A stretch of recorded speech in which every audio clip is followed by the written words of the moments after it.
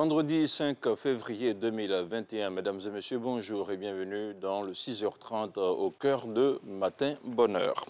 Le président de la République, Alassane Ouattara, a échangé hier jeudi au palais de la présidence de la République les vœux de Nouvel An 2021 avec le corps diplomatique et le haut commandement des forces de défense et de sécurité.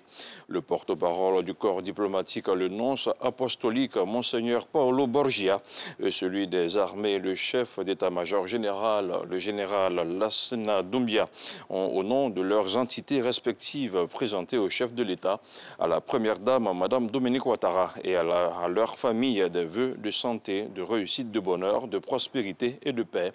Plus spécifiquement, le nonce apostolique a indiqué que la Côte d'Ivoire demeure un pays avec un taux de croissance positif qui a su gagner la confiance de ses partenaires et des marchés financiers internationaux. Il a salué l'ambitieux et efficace programme social du gouvernement ivoirien et l'a encouragé à l'étendre davantage à toutes les régions du pays, surtout les plus enclavées, en faveur de tous les citoyens, en particulier les plus défavorisés. Et c'est parti, sinon c'est reparti pour la campagne de sensibilisation en milieu scolaire pour lutter contre la Covid-19 avec pour objectif 0 cas et briser la chaîne de contamination. C'est le sens de l'action menée par la ministre de l'Éducation nationale, de l'enseignement technique et de la formation professionnelle, Kandia Camara, qui a rencontré les acteurs de l'école. Une rencontre par visioconférence suivie par Sephora Zegui. La Côte d'Ivoire enregistre depuis le mois de janvier 2021 une augmentation du nombre de cas de Covid-19. Selon le ministère de la Santé et de l'Hygiène publique, les jeunes de moins de 35 ans sont les plus touchés par cette deuxième vague. Cette situation interpelle fortement le ministère de l'Éducation nationale, de l'enseignement technique et de la formation professionnelle. Consciente que l'école est le milieu le plus fréquenté par les jeunes, Kandia Camara prend son bâton de commandement pour remobiliser ses troupes. Gestionnaires des structures scolaires, je vous invite à créer des conditions de l'application rigoureuse des mesures barrières, à savoir, veiller à la mise en place d'un dispositif de lavage des mains fonctionnel, suivre le lavage régulier des mains ou l'application de gel-mains par les apprenants et les personnels. Face à la résurgence des cas, la ministre demande l'accompagnement des partenaires techniques et financiers de l'école ivoirienne. Demande acceptée par Marc Vincent, représentant résident de l'UNICEF en Côte d'Ivoire. Nous avons déjà fait une commande pour 540 000 masques réutilisables, mais nous sommes en train aussi de faire des commandes pour 1,8 million de masques pour tous les pays. Évidemment, on va commencer en Abidjan où se trouve l'épicentre. Ensuite, nous sommes aussi en train de faire la commande pour 6 000 dispositifs lavage les mains. Aux élèves et à leurs parents, la ministre en charge de l'éducation rappelle la nécessité du respect des mesures barrières. Je vous exhorte d'une part à l'approvisionnement de façon conséquente de vos enfants en masques de protection et en flacons de gel-main, d'autre part, à poursuivre l'application des mesures barrières à domicile. À vous, chers apprenants, chers élèves, je vous demande de vous approprier les pratiques d'hygiène individuelle et collective. Kandia Camara se dit déterminé à ce que son département participe à l'élimination de la pandémie en Côte d'Ivoire. Et pour y parvenir, elle exhorte chaque acteur de l'école à plus de vigilance, de responsabilité, de discipline et de civisme. Et on continue à parler de la maladie coronavirus avec cette opération de remise de kits sanitaires aux acteurs du transport routier. C'est un reportage de Salimatou Dia. 50 000 masques de protection et 100 cartons de gel hydroalcoolique répartis entre acteurs du transport terrestre et lagunaire par l'autorité de la mobilité urbaine dans le Grand Abidjan.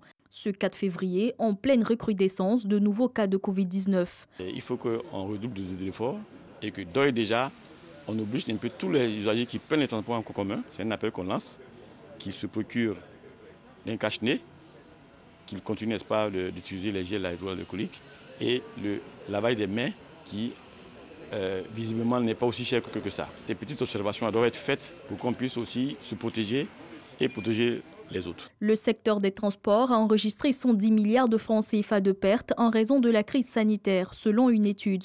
Le retour aux mesures restrictives, notamment le confinement, n'est pas à leur avantage, d'où l'adhésion à une sensibilisation intensive. Le virus ne se déplace pas, mais c'est les êtres humains qui se déplacent avec le virus.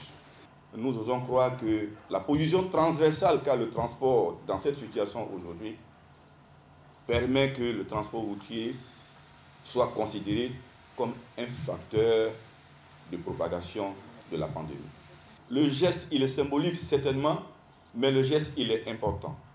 Il est important parce que tous ceux qui vont donc avoir symboliquement ces masques auront à charge de transmettre aux autres qui sont derrière la nécessité donc de s'équiper personnellement, ne serait-ce que pour protéger sa vie et la vie des autres.